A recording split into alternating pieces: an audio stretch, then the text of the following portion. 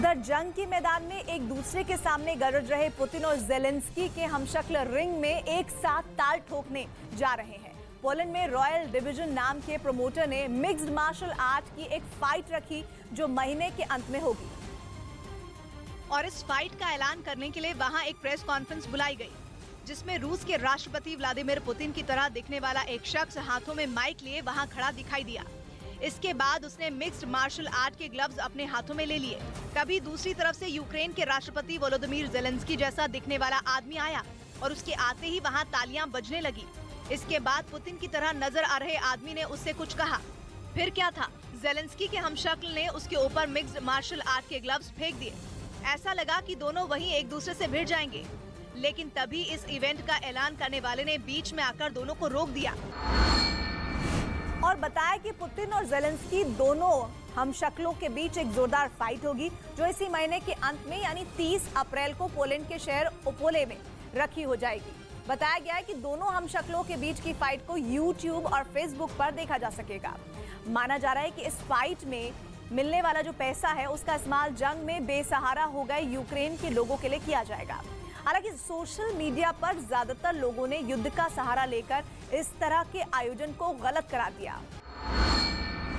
यानी यूक्रेन की राजधानी कीव से 35 किलोमीटर दूर बुचा शहर में रूस की बर्बरता पर नए और चौंकाने वाले दावे हुए हैं। नया दावा यह है कि रूस ने 26 फरवरी को बुचा पर कब्जा करने के कुछ दिन बाद ही वहां लाशें बिछानी शुरू कर दी थी, जबकि रूस ने बुचा से आई तस्वीरों को बिल्कुल फर्जी बताया था और दावा किया कि लोगों की हत्या उसकी सेना के बुचा से निकलने के बाद साजिश के तहत की गई।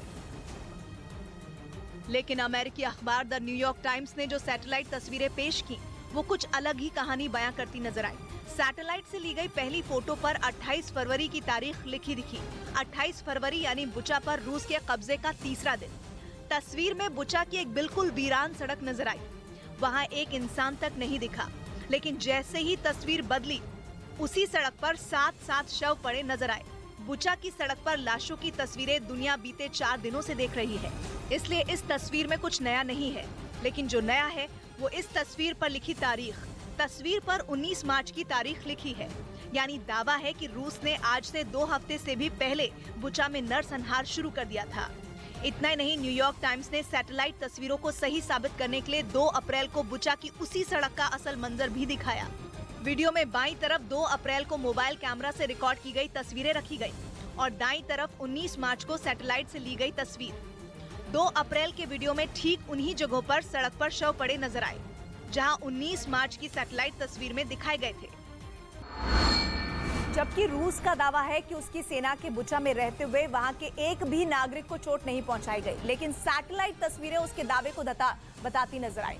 रूस की सेना के बुचा से निकलने के बाद वहां सड़क पर आम लोगों के शव पड़े नजर आए थे। इसलिए यूक्रेन ने रूस की बर्बरता को आतंकी संगठन ISIS से भी बदतर बताया था। और तो और बुचा में रूस के कथित बगदादी को ढूंढ निकालने की कसम भी खाई, जिसके बाद दावा किया गया कि कीव के खुफिया सूत्रों ने बुचा में नरसंहार करने वाली रूस की सेना के कमांडर का पता लगा लिया है।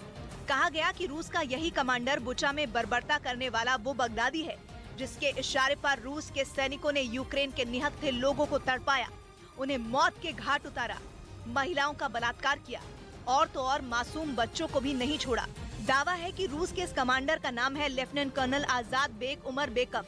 वहीं दूसरी तस्वीरों में रूसी कमांडर की ब्रिगेड भी नजर आई, जिसमें रूस के सैनिक तो मुस्कुराते दिखे, लेकिन दावा किया गया कि उनकी क्रूरता ने बुचा में 1 महीने तक कोहराम मचाए रखा। यही वजह है कि यूक्रेन के बुचा शहर में रूस की कथित बर्बरता पर पूरी दुनिया में बवाल मचा हुआ है।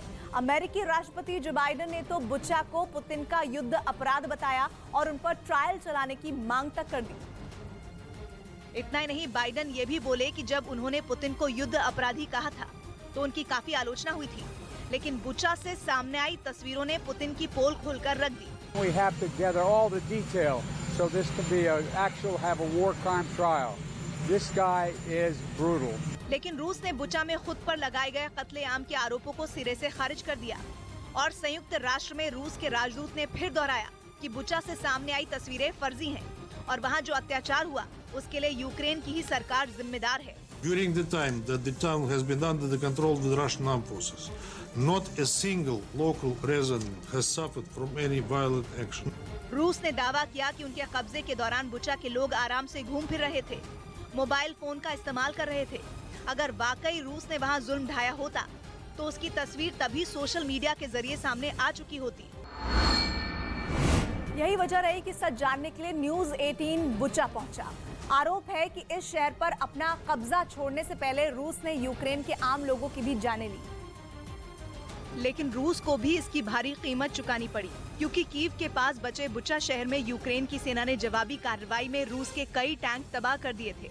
उन टैंकों पर वी साइन दिखे, जिसे रूसी सेना जंग की शुरुआत से ही इस्तेमाल कर रही है। हालांकि रूसी सेना के काफिले में शामिल इन टैंकों के परखचे उड़ चुके थे।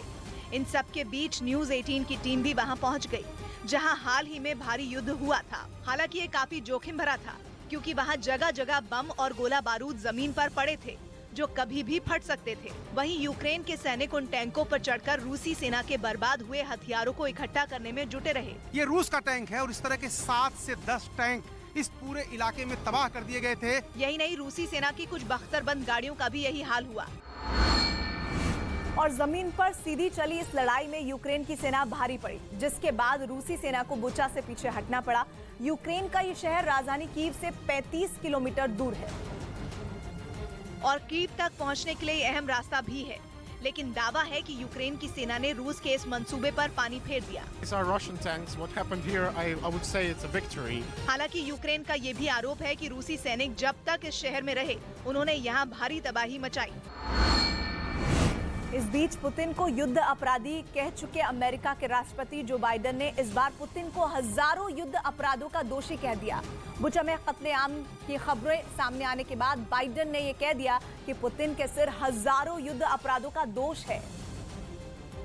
मतलब ये कि रूस के राष्ट्रपति पुतिन के सिर हजारों गुनाह दर्ज किए जा चुके हैं। बाइडेन का ये नया दावा रूस को फिर से उकसाने वाला है। इससे पहले भी बाइडेन और पुतिन के बीच जुबानी तकरार छिड़ी थी। बुचा में रूस की सेना पर कत्लेआम के आरोप लग रहे हैं। बताया जा रहा है कि रूस के फौजियों ने लोगों को बेहद करीब से गोली मारी। अंतर्राष्ट्रीय कानूनों के मुताबिक किसी भी युद्ध में आम लोगों की हत्या गंभीर अपराध माना जाता है। कानून के मुताबिक इसे ही वॉर क्राइम कहते हैं। यूक्रेन पुतिन पर एक नहीं हजारों युद्ध अपराध के आरोप लगा रहा है। यूक्रेन कह रहा है कि न सिर्फ बुचा में लोगों की हत्या की गई, बल्कि बच्चों को भी मारा गया, महिलाओं को भी नहीं बख्शा गया और बुजुर्गों को भी नहीं छोड़ा गया। हालांकि बुचा की घटनाओं पर रूस के रक्षा मंत्रालय ने भी सफाई दे दी है। रूस के मुताबिक बुचा की घटनाओं के पीछे उनकी फौज का हाथ नहीं है। हालांकि दुनिया ये मानने को तैयार नहीं है। दावा यही किया जा रहा है कि रूस की फौज ने बुचा में हैवानियत की सारी हदें पार कर दी। इन्हीं हत्याओं की वजह से पुतिन को हजारों युद्ध अपराध का दोषी बताया जा रहा है। उधर यूक्रेन ने दावा किया कि रूस की सेना ने मिकोलाइव में बच्चों के एक अस्पताल पर हमला कर दिया, जिसका एक वीडियो भी यूक्रेन ने जारी किया, जिसमें साफ दिखा कि उस अस्पताल के बाहर खड़े एक एम्बुलेंस को मिसाइल से निशाना बनाया गया, जिसके बाद वहां जोरदार धमाका हुआ और फिर वहां से धुएं का गुबार आसमान में उड़ता नजर आया। कुछ दिनों पहले भी मिकोलाइव शहर की एक सरकारी इमारत पर बमबारी की गई थी, जिसके बाद 9 मंजिला ये इमारत खंडहर में तब्दील हो गई थी। बमबारी की वजह से उस इमारत के बीचों बीच एक बड़ा छेद हो गया था और उसकी खिड़कियां, दरवाजे और दीवारें सब तहस नहस हो गई थी। बिल्डिंग का जो हिस्सा सबसे ज्यादा तबाह हुआ, उसका मलबा जमीन पर आ गिरा था और उसमें दबकर 7 लोगों की मौत हो गई थी। इस बीच यूरोपीय संघ ने रूस पर और कड़ी पाबंदियां लगाने का प्रस्ताव रख दिया और इससे पहले भी यूरोपियन यूनियन ने यूक्रेन पर हमला करने के विरोध में रूस पर कई पाबंदियां लगाई थी। लेकिन इस बार उस पर पाबंदियों को और बढ़ाने का प्रस्ताव रखा गया। जंग में यूक्रेन के साथ खड़े यूरोपियन यूनियन के देशों ने रूस से कोयला, केमिकल, लकड़ी समेत कई तरह की चीजों के आयात पर रोक लगाने की बात कही। इन पाबंदियों का ऐलान करते वक्त यूरोपीय संघ की अध्यक्ष ने दावा किया कि उनके बैन से रूस की अर्थव्यवस्था की कमर टूट जाएगी। उन्होंने यूक्रेन पर हमले को पुतिन का एक बड़ा अपराध भी करार दिया। यही नहीं, यूरोपीय संघ ने आने वाले दिनों में रूस के खिलाफ और भी कड़े कदम उठाने का दावा किया। The perpetrators of these heinous crimes must not go unpunished. जाहिर है, इन पाबंदियों के लगने के बाद यूरोपीय संघ में शामिल 27 देशों के साथ रूस का व्यापार और कम हो जाएगा। क्योंकि यूक्रेन के साथ जंग छेड़ने के बाद से रूस पर लगाई जाने वाली पाबंदियों की ये 5वीं कड़ी है, जिसमें रूस के कोयला, केमिकल, लकड़ी समेत कई दूसरी चीजों के आयात पर रोक लगाने का प्रस्ताव दिया गया। बताया गया कि इससे रूस को करीब 9 बिलियन यूरो यानी कि भारतीय रुपयों में करीब 74,295 करोड़ का हर साल नुकसान हो सकता है। इसी तरह यूरोपीय संघ के देशों से रूस को होने वाले सेमीकंडक्टर, कंप्यूटर और ट्रांसपोर्ट से जुड़े उपकरणों के निर्यात पर भी रोक लगाने की बात कही गई, जो कि करीब 10 बिलियन यूरो या कहें कि भारतीय रुपयों में 85,550 करोड़ का हर साल का होता है। यही नहीं, रूस के जहाजों को यूरोपीय यूनियन के किसी भी देश के बंदरगाह के इस्तेमाल की इजाजत नहीं दी जाएगी। साथ ही रूस के 4 बड़े बैंकों के साथ भी यूरोपीय संघ के देशों से किसी भी तरह के लेन देन पर पाबंदी लगाने का प्रस्ताव रखा गया। वहीं खबर है कि यूक्रेन युद्ध की वजह से प्रतिबंधों की मार झेल रहा रूस दवाओं के लिए तरस गया। हाल ये है कि वहां लोगों को सर्दी जुकाम की दवाई खरीदने के लिए भी काफी मशक्कत करनी पड़ रही है, क्योंकि अमेरिका समेत दूसरे पश्चिमी देशों ने रूस पर कई आर्थिक प्रतिबंध थोप दिए। इसके बाद वहां के लोगों ने पैनिक बाइंग यानी घबराकर दवाओं की खरीदारी शुरू कर दी। सोशल मीडिया पर यूक्रेन युद्ध की वजह से रूस में दवाएं खत्म होने की अफवाह तेजी से फैल रही है। इससे राजधानी मॉस्को समेत कई इलाकों में दवाओं की भारी कमी देखी गई। दुकानों में जरूरी दवाएं तो छोड़िए, सर्दी जुकाम के सिरप तक गायब हो गए। कहा जा रहा है कि रूस में इस वक्त करीब 80 तरह की दवाओं की कमी है। हालांकि पुतिन सरकार ने इसकी कमी से इनकार किया और लोगों से दवाओं की जमाखोरी नहीं करने की अपील की। अब भले ही रूस सरकार ने अभी दवाओं की कमी नहीं होने की बात कही है, लेकिन युद्ध से बदले हालात के बाद रूस की नजर दवाएं खरीदने के लिए भी भारत पर टिकी है। पिछले दिनों रूस के राजदूत ने भारत को दवाओं का बड़ा बाजार बताया था। उन्होंने कहा था कि यहाँ दुनिया की लगभग हर दवाई बनाई जाती है और भारत इसका बड़ा सप्लायर भी है। उधर अमेरिका ने स्पेन में रूसी कारोबारी विक्टर वेक्सेलबर्ग की एक सुपर यॉट को अपने कब्जे में ले लिया। इस कारोबारी को रूस के राष्ट्रपति व्लादिमीर पुतिन का करीबी बताया जाता है और इसी वजह से अमेरिका ने उनके सुपर यॉट को जब्त कर लिया।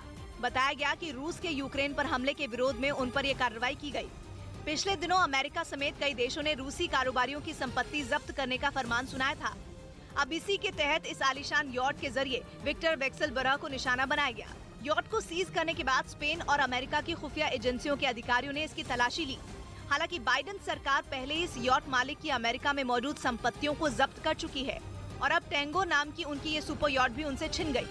इस आलीशान यॉट में कई सुविधाएं मौजूद हैं और इसकी कीमत $99 मिलियन से ज्यादा यानी भारतीय रुपयों के हिसाब से करीब 750 करोड़ है। वहीं पुतिन के करीबी और रूसी कारोबारी रोमन अब्रामोविच की यॉट को तुर्की से भी भागना पड़ा। पिछले दिनों यूक्रेन युद्ध की वजह से यूरोप के कई देशों ने इस रूसी कारोबारियों पर पाबंदी लगा दी थी, जिसके बाद उनकी इस यॉट को तुर्की से भी निकलना पड़ा। इससे पहले ये यॉट यूरोप के ज्यादातर देशों से भगाए जाने के बाद आश्रय की तलाश में तुर्की के बंदरगाह पहुंची, मगर जल्द ये साफ हो गया कि वहां भी उसे पनाह नहीं मिलने वाली। रोमन अब्रामोविच की ये यॉट दुनिया की सबसे महंगी यॉट में शामिल है, जिसमें हेलीपैड और स्विमिंग पूल भी बना हुआ है। इसके अलावा यॉट में वो तमाम सुविधाएं मौजूद हैं जो इंसान ख्वाहिश रखता है। असल में तुर्की सरकार के रूस और यूक्रेन दोनों के साथ अच्छे संबंध है। इसी उम्मीद पर इस यॉट को तुर्की के बंदरगाह लाया गया था, पर अब समंदर में तैरता अब्रामोविच का ये आलीशान महल फिर लहरों के धक्के खाने को मजबूर हो गया। उधर रूस और यूक्रेन युद्ध का असर इस साल विंबलडन टेनिस टूर्नामेंट पर भी पड़ सकता है और खबर है कि रूस के टेनिस खिलाड़ी डैनियल मेदवेदेव को इस प्रतियोगिता में हिस्सा लेने से रोका जा सकता है, क्योंकि डैनियल मेदवेदेव अपनी अभी जो रैंकिंग है उसमें दुनिया के नंबर 2 टेनिस खिलाड़ी हैं और अब वो इस प्रतियोगिता को जीतने वाले दावेदारों में शामिल हैं। दावा है कि अगर मेदवेदेव विंबलडन प्रतियोगिता जीतने में कामयाब रहे तो यूक्रेन युद्ध के बीच पुतिन इसे अपनी जीत के तौर पर पेश कर सकते हैं। ऐसे में खबर तो ये भी आ रही है कि रूसी खिलाड़ियों से पुतिन की निंदा वाले एक फॉर्म पर साइन करवाए जाएंगे और इसी के बाद वो विंबलडन में खेल सकेंगे। यानी पहले पुतिन की आलोचना करो, फिर विंबलडन में खेलो वाली अपनी जो नीति है उसे अपनाया जाएगा। यूक्रेन से जारी जंग के बीच बताया गया कि पुतिन अपनी सेना में रिटायर हो चुके हैं और जो फौजी हैं, भाड़े के लड़ाके हैं, उन्हें भर्ती कर रहे हैं जिनको जंग के मैदान में उतारा जा सकता है। रूस पर यह बहुत बड़ा दावा पश्चिमी मीडिया ने किया है, जिनके मुताबिक 60 साल के ऊपर के फौजियों को भी सेना में शामिल किया जा रहा है। रूसी सेना टैंक कमांडरों और स्नाइपर की भर्ती पर जोर दे रही है और साथ ही ऐसे लड़ाकों की भर्ती भी कर रही जो पैसे के लिए युद्ध के मैदान में जाने को तैयार हो। यानी भाड़े के लड़ाके। यूक्रेन से करीब 1.5 महीने से जारी जंग में रूस की सेना ने भले ही यूक्रेन को काफी नुकसान पहुंचाया हो, लेकिन उसके भी कई सैनिकों और जनरल की जान चली गई। नेटो का दावा है कि यूक्रेन से युद्ध में 15,000 से ज्यादा रूसी सैनिकों की मौत हुई। हालांकि यूक्रेन के मुताबिक ये संख्या 18,000 से भी ज्यादा है। ऐसे में कहा जा रहा है कि पुतिन ने उनकी कमी को पूरा करने के लिए रिटायर्ड फौजी और भाड़े के लड़ाकों की भर्ती का प्लान बनाया। यही नहीं, खबर है कि रूस की तरफ से पहले ही 60,000 से ज्यादा लड़ाके मैदान में मोर्चा संभाल चुके हैं।